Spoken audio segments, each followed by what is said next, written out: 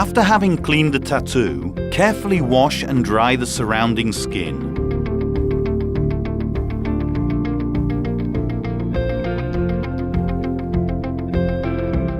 Fold the film in two from the arrow's side. Peel off the protective back coating from the short checked side. Avoid touching it with your fingers.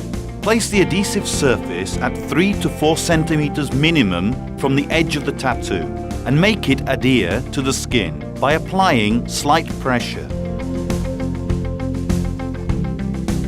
Peel off the protective back coating from the long checked side and lay the whole film onto the tattoo, making it adhere properly by applying slight pressure.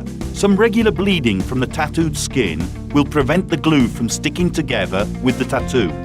Starting from the arrows, softly peel off the upper protective film from the center towards the external edges.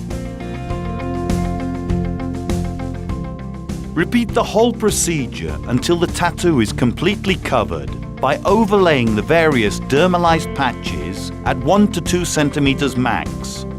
Its high perspiration rate lets the skin breathe, also in the areas where the film is overlaid.